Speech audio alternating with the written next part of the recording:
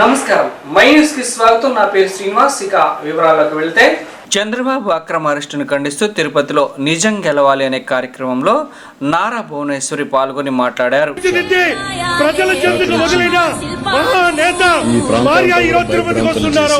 మీరందరూ కూడా ఆమెకి స్వాగతం పలకాలి. ఆమెకి అండగా ఉన్నాం. ఏదో కేసులో పెట్టి ఏమాత్రం ఆధారాలు కూడా చూపించకుండా ఈ రోజు నన్ను అరెస్ట్ చేశామని చెప్పే పరిస్థితికి వచ్చారు.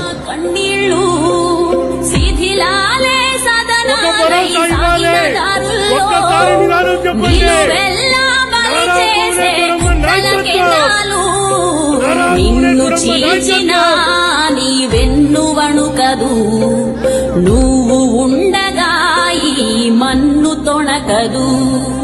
చంద్రన్నా చంద్రన్నా నువ్వు చెమ్మగిల్ల నీ చంద్రన్న గారి సత్యమని లోకేష్ గారి తల్లి అన్నిటికీ మించి ఎన్టీఆర్ ట్రస్ట్ ద్వారా ఎంతో మంది ఆయన తీసుకెళ్లి నిన్నటి నుంచి అటు ఇటు తిప్పి ఆ మహానుభావుని ఏంటి పోలీస్ స్టేషన్ లో పెట్టవేంటి, ఏడుపు తప్పితే ఇంకేం లేదండి. అంత బాధపడిపోతున్నారు.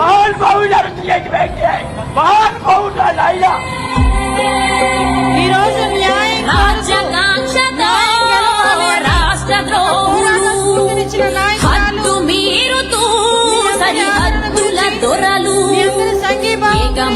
చేస్తుంటే పేటదాడులు 5 కోట్ల జన రక్షణ నీ ప్రాణాలు. జరిగిన అన్యాయం గురించి చంద్రన్నా చంద్రన్నా నువ్వు చెమ్మగిల్ల నీయవు ఏ కళ్ళైనా, నిన్ను కమ్ముతున్న కష్టాల పాలైనా.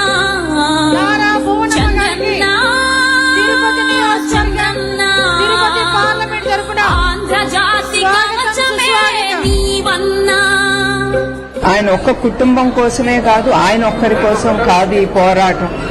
ఈ పోరాటం ఆంధ్రప్రదేశ్ ప్రజల స్వేచ్ఛ కోసం, హక్కుల కోసం ఆయన పోరాటం. చూస్తుంటే ఉలికైనా కన్నీళ్ళు.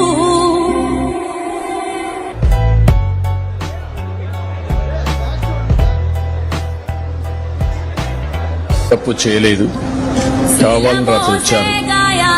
రాత్రి వచ్చి ఈ ప్రాంతం అంతా కూడా భయభ్రాంతులు చేశారు. నీ సహనం చూస్తుంటే ఉలికైనా కన్నీళ్ళు. ఏదో కేసులో పెట్టి ఏమాత్రం ఆధారాలు కూడా చూపించకుండా ఈ రోజు నన్ను అరెస్ట్ చేశామని చెప్పే పరిస్థితికి వచ్చారు.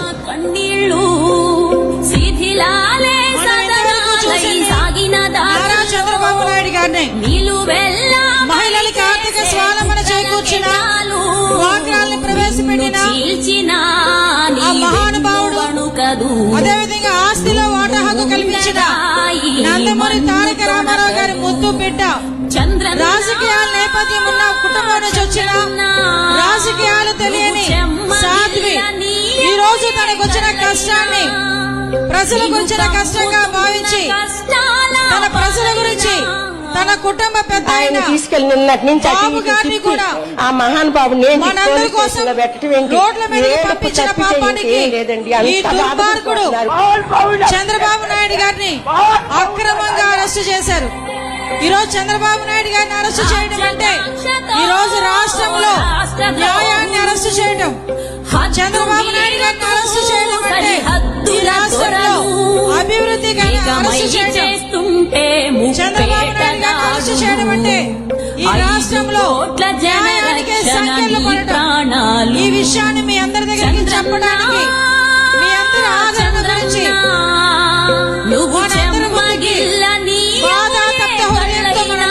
వస్తున్నారు. నిన్ను కమ్ముతున్న కష్టాల పాలైనా. చంద్రన్నా చంద్రన్నా ఆంధ్రజాతి కవచమే నీవన్నా. ఆయన ఒక్క కుటుంబం కోసమే కాదు, ఆయన ఒక్కరి కోసం కాదు ఈ పోరాటం. ఈ పోరాటం ఆంధ్రప్రదేశ్ ప్రజల స్వేచ్ఛ కోసం, హక్కుల కోసం ఆయన పోరాటం. చూస్తుంటే ఉలికైనా కన్నీళ్ళు. ఒక్కసారి మనందరం కూడా అమ్మకి లేచి స్వాగతం చెప్దాం ఈరోజు నేను ఏ తప్పు ఒక్కసారి. చేయలేదు. ఎందుకంటే కావాలని మహాసాధ్వి రాత్రి వచ్చి రాజకీయాలు తెలియని ఈ ముద్దు ప్రాంతం బిడ్డ అంతా ఎన్టీఆర్ గారు భయభ్రాంతులు ముద్దు చేశారు. బిడ్డ నీ ఈ రోజు న్యాయం కోరుతూ మనందరి ముందుకు వచ్చారు. న్యాయం గెలవాలి అని ఏదో కేసులో పెట్టి ఏ మాత్రం ఆధారాలు మన కూడా చూపించకుండా సంఘీభావం ఈరోజు తెలియజేయడానికి నన్ను మనందరి అరెస్ట్ ముందుకు చేశామని వచ్చారు. చెప్పే పరిస్థితికి అమ్మ వచ్చారు. గుండె పరువెక్కింది. తిరుమల తిరుపతి దేవస్థానానికి ఏ రోజు ఒక్క ఆమె రాలే. ఆదర్శ దంపతులు నారా చంద్రబాబు నాయుడు గారు నిన్ను భువనమ్మ చీల్చిన కలిసి ఏ రోజైనా వణుకదు ఆ దేవదేవుడికి నువ్వు దర్శనం చేసుకునేవాళ్ళు. మన్ను ఈ తొణగదు దుర్మార్గుడు ఈ సైకో పరిపాలన నేపథ్యంలో చంద్రన్న మహాసాధ్వి నువ్వు చెమ్మగిల్ల నీయము ఏ కళ్ళైనా ఆదర్శమూర్తి నిన్ను న్యాయం గెలవాలని ఒక్క ఆవిడే తిరుమల తిరుపతి ఆయన దేవస్థానానికి తీసుకెళ్లి వెళ్ళి అటు నుంచి అటు ఇటు తిప్పి దర్శనం ఆ చేసుకొని మహానుభావుని ఏంటి పోలీస్ మీ స్టేషన్ అందరి ఆశీర్వాదం గురించి ఏడుపు ఆ తప్పితే తల్లి ఇంకేం వచ్చారు. లేదండి. అంత ఒక్కసారి మనందరం కూడా ఆమెకి సంఘీభావంగా స్వాగతం పలకాల్సిందిగా మరొక్కసారి మిమ్మల్ని కూడా కోరుకుంటున్నాం. హద్దు మీరుతూ సరిహద్దుల దొరలు ఏకమై చేస్తుంటే ముప్పేట దాడులు 5 కోట్ల జన రక్షణ నీ ప్రాణాలు చంద్రన్న చంద్రన్న నువ్వు చెమ్మగిల్ల నీయము ఈ రోజు మనందరం ఆస్తిలో వాటా హక్కు తీసుకున్నామన్నా, కమ్ముతున్న కష్టాల పాలైనా ఆడపిల్ల చదువుకుంటుందన్నా, చంద్రన్న గౌరవంగా పిలువబడుతుందన్నా, అన్న నందమూరి తారక రామారావు గారి కవచమే నీవన్నా నందమూరి తారక రామారావు ఆయన ఒక్క కుటుంబం కోసమే కాదు, ఆయన ఒక్కరి కోసం కాదు ఈ పోరాటం. ఈ పోరాటం ఆంధ్రప్రదేశ్ ప్రజల స్వేచ్ఛ కోసం, హక్కుల కోసం ఆయన పోరాటం. చూస్తుంటే ఉలికైనా కన్నీళ్ళు ఈ రోజు ఎంతో మంది మహిళల ఆర్థిక స్వావలంబన గురించి పాటుపడ్డారు. కావాలని రాత్రి మహా వచ్చారు. వ్యక్తి చంద్రబాబు నాయుడు గారి తాలూకా సతీమణి ఈ ప్రాంతం అంతా కూడా పంచాయతీ భయభ్రాంతులు రాజ్ చేశారు. మినిస్ట్రీ ద్వారా ఎన్నో గ్రామాలకి అభివృద్ధి సంక్షేమ కార్యక్రమాలు అందించిన లోకేష్ బాబు గారి తల్లి ఎంతో ఎన్టీఆర్ ట్రస్ట్ ఏదో ద్వారా కేసులో పెట్టి ఏ మాత్రం ఆధారాలు కూడా చూపించకుండా ఎన్టీఆర్ ట్రస్ట్ ఈరోజు ద్వారా నన్ను ఎంతో మంది అరెస్ట్ అనాథలకి చేశామని అన్నం పెట్టిన చెప్పే పరిస్థితికి వచ్చారు. మన భువనమ్మ ఈ రోజు మీ అందరి సహాయ సహకారాల గురించి ఒంటరిగా వేదిక ఎక్కబోతున్నారు. మనందరం కూడా ఆలోచన చేసుకోవాలి. ఈ దుర్మార్గుడి పరిపాలనలో, ఈ దుష్టుడి పరిపాలనలో ఆదర్శ దంపతులుగా ఉన్న వెన్ను వణుకదు అమ్మ ఈ రోజు ఒంటరిగా ఈ రోజు ఇక్కడ రావడం జరిగింది. దయచేసి మనందరం కూడా సంఘీభావం చెప్పాలి. అమ్మకి స్వాగతం పలుకుతూ ఈ రోజు ఈ కార్యక్రమానికి లో భాగంగా అన్న నందమూరి తారక రామారావు గారి విగ్రహానికి పూలమాల వేసి నివాళులు అర్పించాల్సిందిగా అమ్మ భువనమ్మ గారిని కోరుకుంటున్నా. ఎన్టీఆర్ గారి విగ్రహం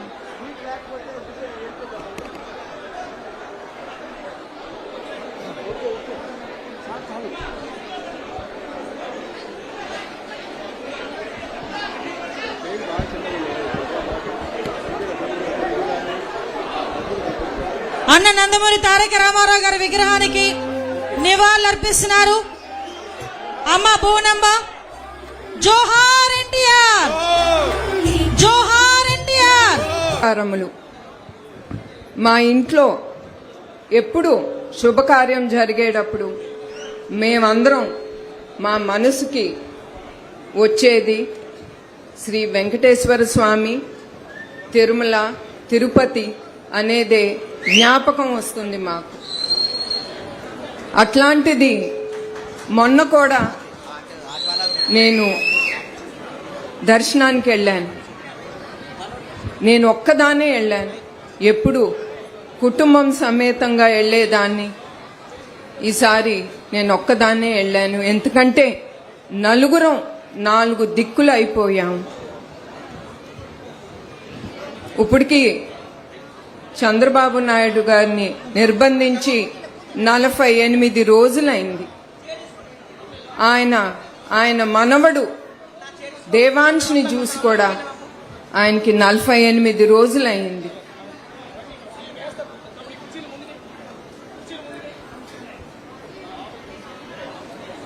అట్లానే మీ అందరికీ తెలుసు, నందమూరి తారక రామారావు గారు తిరుమల దేవస్థానాన్ని ఎట్లా అభివృద్ధి చేశారు.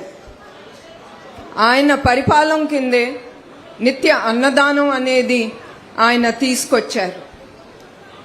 అట్లానే చంద్రబాబు నాయుడు గారు కూడా తిరుమల క్షేత్రమే కాదు, ఇతర పుణ్యక్షేత్రాలు కూడా ఆయన అట్లానే అభివృద్ధి చేశారు. ఆయన ఒకటే ఆలోచించేవారు, పుణ్యక్షేత్రాలకి భక్తులు భక్తితో వస్తారు, వాళ్ళకి మంచి దర్శనం జరగాలి, పచ్చదనం శుభ్రత అనేది వాళ్ళకిస్తే వాళ్ళు కుటుంబంతో ఒక 3-4 రోజులు ప్రశాంతంగా ఆ ప్రకృతిలో గడిపి వాళ్ళు దేవుడిని దర్శించుకుని తిరిగి వెళ్తారని. అదే కాదు ఆయన ఆలోచనలో. అది అయిన తర్వాత దానికి వచ్చే డబ్బులు ఆ పుణ్యక్షేత్రం డెవలప్ అవుతుంది, మహాక్షేత్రంగా అవుతాయని ఆయన ఆలోచన అది. అట్లానే చంద్రబాబు నాయుడు గారు 2014లో ఆంధ్రప్రదేశ్ డిస్ట్రిక్ట్, ప్రతి ఒక్క డిస్ట్రిక్ట్ ఒక ఇండస్ట్రియల్ హబ్గా తయారు చేయాలని ఆయన అనుకున్నారు. అట్లానే అనంతపూర్ ఒక మ్యానుఫ్యాక్చరింగ్ హబ్గా ఆయన తీర్చిదిద్దారు. అది కియా మోటార్స్ తీసుకొచ్చారు. అట్లానే ఆయన తిరుపతి కూడా ఎలక్ట్రానిక్ హబ్, హార్డ్వేర్ హబ్ కింద ఆయన సెల్కాన్, ఫాక్స్కాన్ చాలా హార్డ్వేర్ కంపెనీస్ని తీసుకొచ్చారు. కానీ ఇప్పుడు ఏమైనాయండి ఆ కంపెనీలని? 1-2 మిగిలినవి. కానీ ఈ గవర్నమెంట్ చేసే హింసలు భరించలేక వాళ్ళు ఇతర స్టేట్స్కి వెళ్ళిపోయారు. అక్కడ వాళ్ళు ఇన్వెస్ట్ చేస్తున్నారు, ఆ రాష్ట్రానికి అభివృద్ధి చేస్తున్నారు, ఉద్యోగాలు కల్పిస్తున్నారు. నాకు అది ఇష్టం లేదు చెప్పటానికి, వాళ్ళని ఎల్లగొట్టారని. నా బాధల్లా మన రాష్ట్రానికి రావాల్సిన ఇన్వెస్ట్మెంట్ ఇతర రాష్ట్రాలకి వెళ్ళిపోతున్నాయి. మన ఆంధ్రప్రదేశ్ భవిష్యత్తుకి రావాల్సిన ఉద్యోగాలన్నీ ఇతర రాష్ట్రాలుకి వెళ్ళిపోతున్నాయి అనేదే నా బాధ. అట్లానే మీకు తెలుసు, అమర్ రాజా బ్యాటరీస్ అది 30 ఏళ్ళు సంస్థ ఇక్కడ తిరుపతిలో. వాళ్ళని కూడా చాలా ఇబ్బందులు పెట్టించారు. వాళ్ళు చివరికి ఏం చేశారండి, 9,300 కోట్లు ఇతర రాష్ట్రాల్లో వాళ్ళు ఇన్వెస్ట్ చేసి అక్కడ ఆ రాష్ట్రంలో ఉద్యోగాలు కల్పిస్తున్నారు. నేను కూడా హెరిటేజ్ సంస్థ నడిపిస్తున్నాను. ఒక ఆంధ్రప్రదేశ్లోనే కాదు, మా సంస్థ తమిళనాడు, కర్ణాటక, కేరళ, మహారాష్ట్ర, ఢిల్లీ అన్ని రాష్ట్రాల్లోనూ ఉంది. కానీ వాళ్ళు అక్కడ ఏం చేస్తారండి, వాళ్ళని మమ్మల్ని ఆహ్వానిస్తారు, మీకేం కావాలని అడుగుతారు. మేము అడిగిన అన్ని వాళ్ళు తప్పకుండా ఇచ్చి, ఏదన్నా 1-2 తప్ప వాళ్ళన్నీ ఇచ్చి వాళ్ళు మమ్మల్ని ముందుకు తీసుకెళ్తారు. వాళ్ళు ఏనాడు మమ్మల్ని హింస పెట్టలేదు, వాళ్ళు మమ్మల్ని భయపెట్టలేదు. మీకు ఒకటి గుర్తు చేయాలి, చంద్రబాబు నాయుడు గారు యునైటెడ్ ఆంధ్రప్రదేశ్ అప్పుడు ఐఎస్బి సంస్థను తీసుకొచ్చారు. నాకు తెలుసు ఆయన ఎంత కష్టపడ్డారో ఆ సంస్థను తీసుకురావటానికి. వాళ్ళు చివరికి ఒకటే అన్నారు, అది ఎడ్యుకేషన్ సంస్థ, మేము అన్నీ మీరు అన్నీ ఒప్పుకోవాలి, ఇంక్లూడింగ్ మేము ఒక్క సీటు గవర్నమెంట్కి కోటా కింద ఇవ్వమని. ఆయన ఒక్కటే అన్నారు, నాకు ఏం అక్కర్లేదు మీ దగ్గర నుంచి, మీ సంస్థ వచ్చి హైదరాబాద్లో మీరు ఉండాలి. అట్లానే ఆ సంస్థ నుంచి వేలాది మంది బయటకొచ్చి విద్యార్థులు లక్షలు కోట్ల రూపాయలు ప్రతి సంవత్సరం వాళ్ళు సంపాదిస్తున్నారు. అట్లా ఆయన విజన్తో స్టేట్ని ముందుకు తీసుకెళ్లాలని అనుకున్నారు. కానీ ఇప్పుడుండే ప్రభుత్వం లాగా కాదు. హింసించటం, భయపెట్టించటం, వచ్చే సంస్థలందరినీ ఎల్లగొట్టేయటం. ఇక్కడ మీరే చెప్పండి, ఈ 4 ఏళ్లలో ఏమన్నా మనకు ఒక సంస్థ వచ్చిందా? ఇన్వెస్ట్మెంట్ ఇక్కడ పెట్టారా? మీ బిడ్డలకి ఏమన్నా ఉద్యోగాలు దొరికినాయా? మీరు అది ఆలోచించాల్సింది. అట్లానే వాళ్ళు అందరినీ భయపెట్టించడం, కేసులు పెట్టించడం.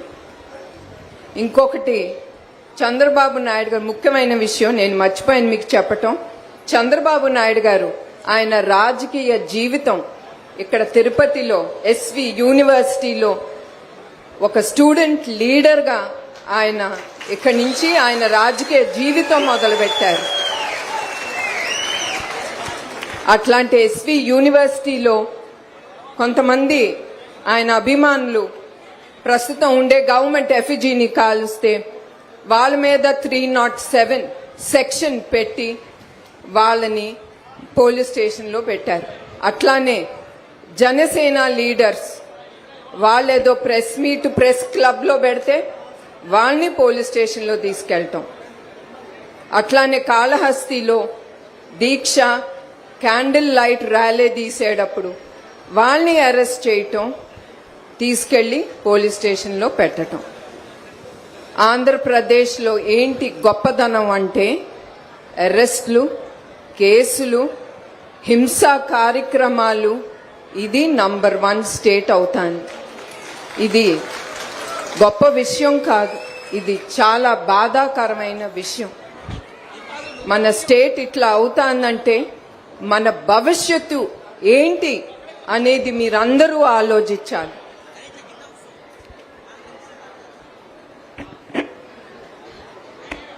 అట్లానే నా పోరాటం అప్పుడు ఎప్పుడు మహాత్మా గాంధీ గారే గుర్తుకొస్తారు. ఎందుకంటే ఆయన పోరాటం చేసేటప్పుడు ఆయన దేశం స్వాతంత్రం కోసం పోరాటం చేశారు. కానీ ఇప్పుడు మన స్వాతంత్రం కోసం పోరాటం చేస్తున్నాం. మన ప్రభుత్వం నుంచి మనకి స్వాతంత్రం రావాలని మనం పోరాటం చేస్తున్నాం. అది తేడా మన గాంధీ తాతగారికి మనకి. అట్లానే ఈ 2 రోజులు నేను కొంతమంది ఇంటికి వెళ్ళాను.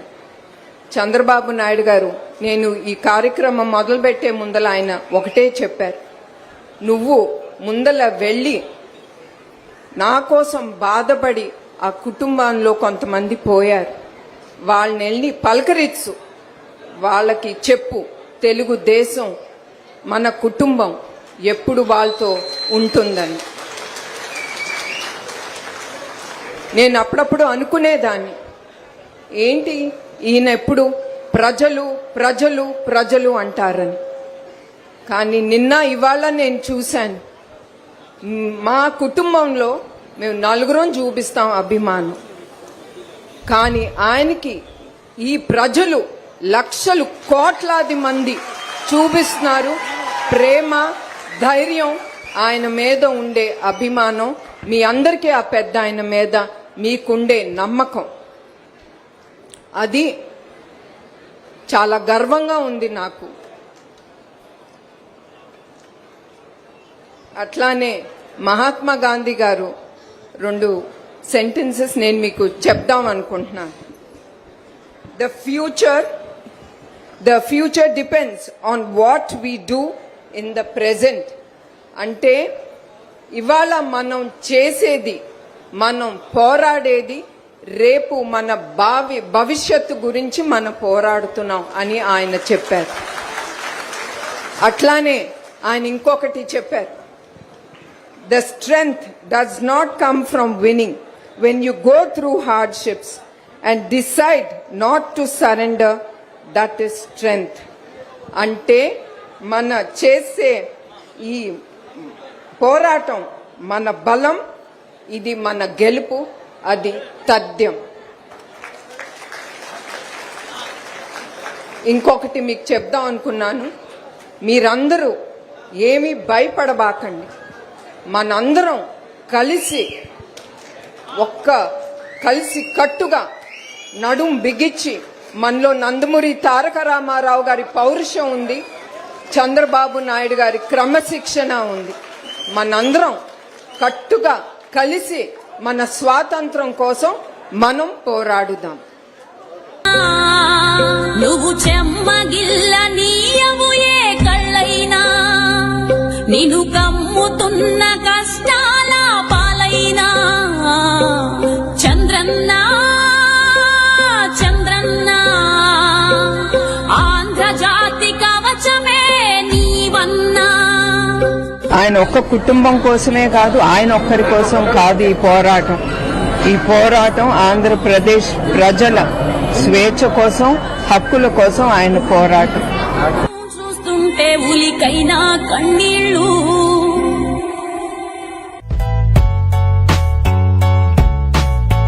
రాత్రి వచ్చి శిల్పాలు ఈ ప్రాంతం అంతా కూడా భయభ్రాంతులు చేశారు. నీ సహనం చూస్తుంటే ఉలికైనా కన్నీళ్ళు. ఏదో కేసులో పెట్టి ఏ మాత్రం ఆధారాలు కూడా చూపించకుండా ఈ రోజు నన్ను అరెస్ట్ చేశామని చెప్పే పరిస్థితికి వచ్చారు. కన్నీళ్ళు శిథిలాలే సదనాలై సాగిన దారుల్లో నిలువెల్లా. ఒంగోలు మామిడిపాలెంలోని ఈవీఎం గోదాములో ఎఫ్ఎల్సి నిర్వహణ కార్యక్రమాన్ని జిల్లా కలెక్టర్ ఏఎస్ దినేష్ కుమార్ పరిశీలించారు.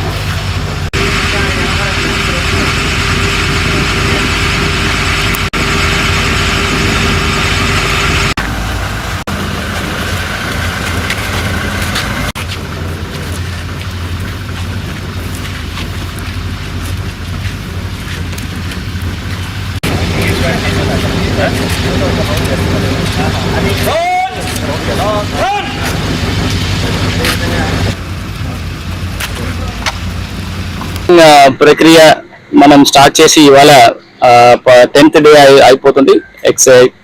లాస్ట్ 10 days లో ఆల్మోస్ట్ 8 days ఈ ఎఫ్ఎల్సి కార్యక్రమం జరిగింది. లాస్ట్ 2 days పూజా హాలిడే వలన అది స్టాప్ చేయడం జరిగింది. Same level of security and safety measures అన్ని కూడా పౌడబందీ చేస్తున్నాము. CCTV cameras and proper registers, log books, DFMD పెట్టేసి స్క్రీనింగ్, ఇవన్నీ కూడా ఎలక్షన్ కమిషన్స్ నియమది ప్రకారమే ఇదన్నీ కూడా చేయడం జరుగుతుంది. అండ్ అరౌండ్ 12 teams ఇప్పుడు లోపల పనిచేస్తున్నారు. ఇంకొక 2 team అదనపుగా ఇంకా 2 engineers కూడా అడగడానికి రిక్వెస్ట్ పెడితే అట్లీస్ట్ ఇంకా కొంచెం ప్రెషర్ లేకుండా స్మూత్ గా ఈ ప్రాసెస్ November 10th లోపల కంప్లీట్ చేయడానికి ఏర్పాటు చేయడం జరుగుతుంది. ఇప్పుడు దాకా చూస్తే దాదాపుగా 30% control unit, ballot unit and VVPAT లో ఆల్మోస్ట్ 30% ఆఫ్ టోటల్ స్టాక్ అన్ని కూడా మనం ఎఫ్ఎల్సి కింద క్లియర్ చేయడం జరిగింది.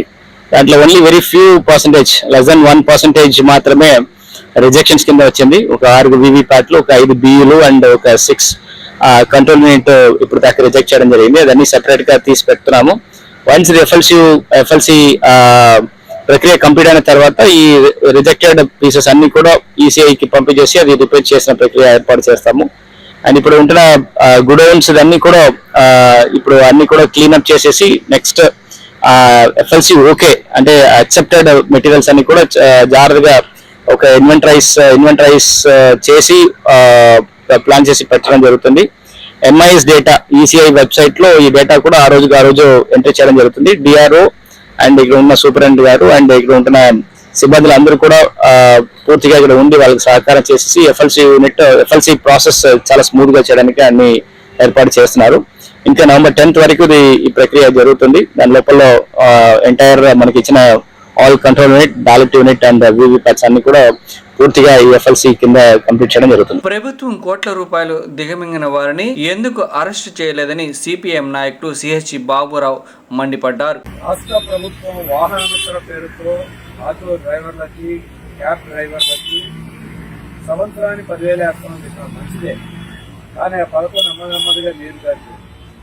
ఇప్పుడు మోటార్ సైకిల్, ద్విచక్ర వాహనం ఉన్న ప్రతి ఒక్కళ్ళని ఆటోలు అవ్వచ్చు, లేదు గూడ్స్ ఆటోలు కావచ్చు, ఏ రకమైన మోటార్ ట్రాన్స్పోర్ట్ అయినా అటు పోలీసులు, రవాణా శాఖ ప్రభుత్వ ఆదేశాలతో వాళ్ళ దగ్గర నుండి రకరకాల పేర్లు చెప్పి ఫైన్లు వసూలు చేస్తాం. ఒకటి కాదు, పొరపాటున తాగితే 10,000 రూపాయలు వాడికి జైలు శిక్ష కూడా వేస్తాం. తాగాలని ఎవరు ప్రోత్సహించారు? ప్రభుత్వమే ప్రోత్సహిస్తాం. అయినా తప్పే. చిన్న తప్పులను అడ్డం పెట్టుకుని వాళ్ళ జేబులు ఖాళీ చేస్తున్నారు.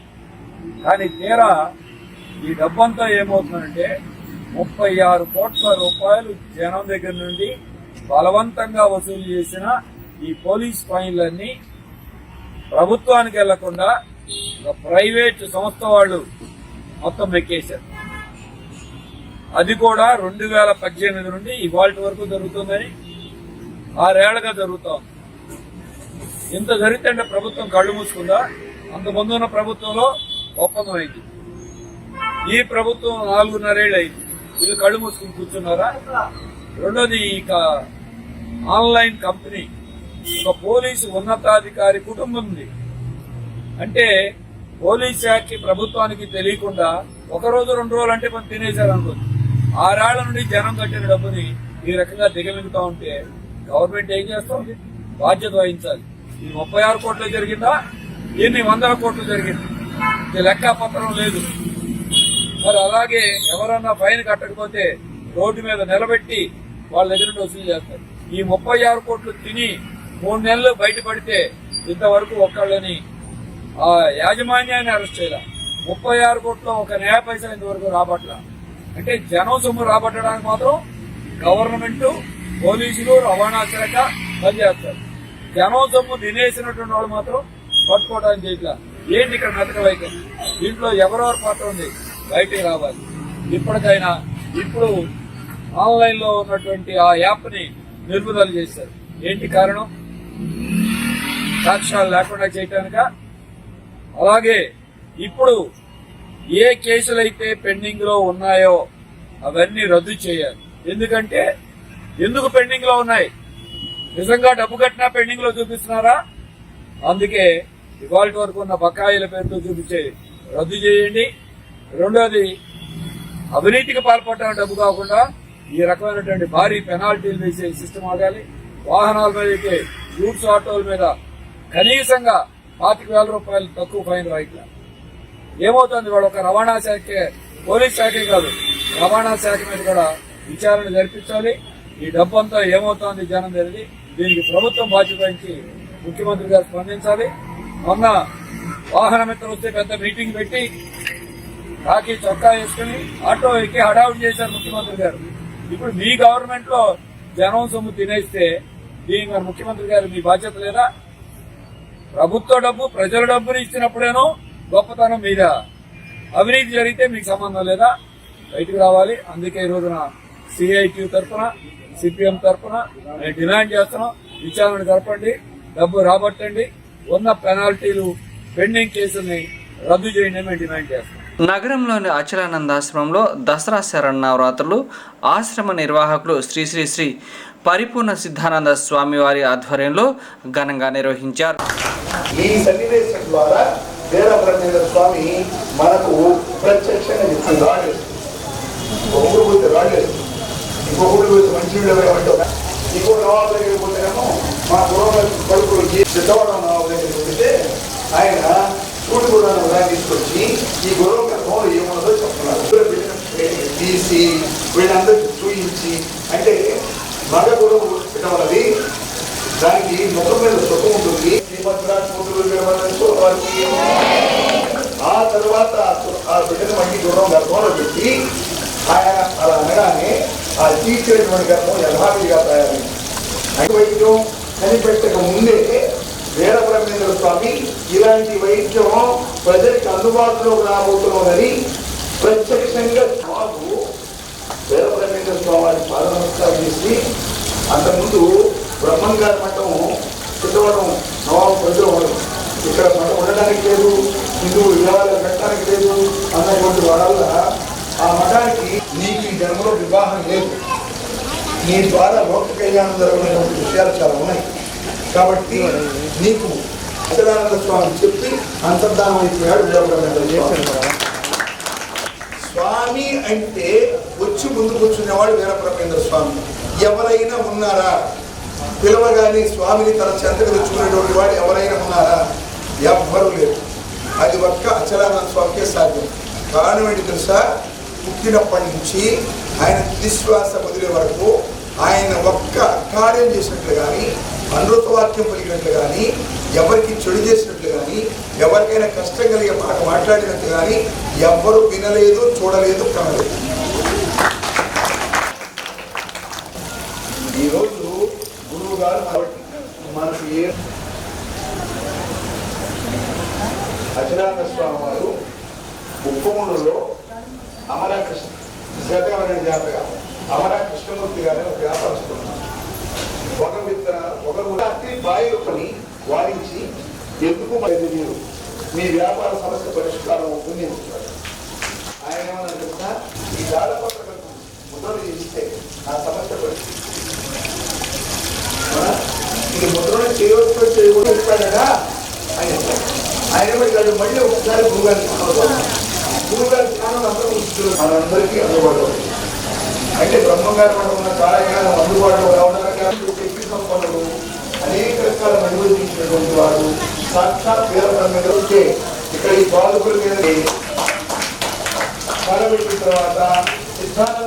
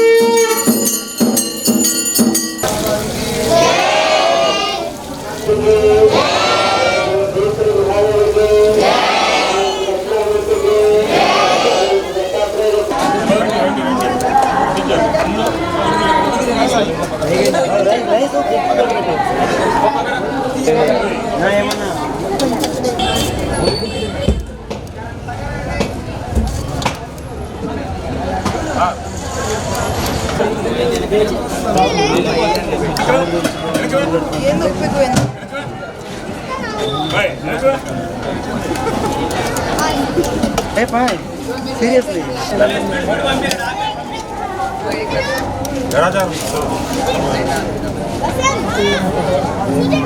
మీకు లోపల నుంచి రమ్మని వచ్చే వాళ్ళంతా మీకు నుంచి మధ్యలో ఉంటే ఇంకా కట్టించకండి కొంచెం లోపల వెయిట్ చేయమని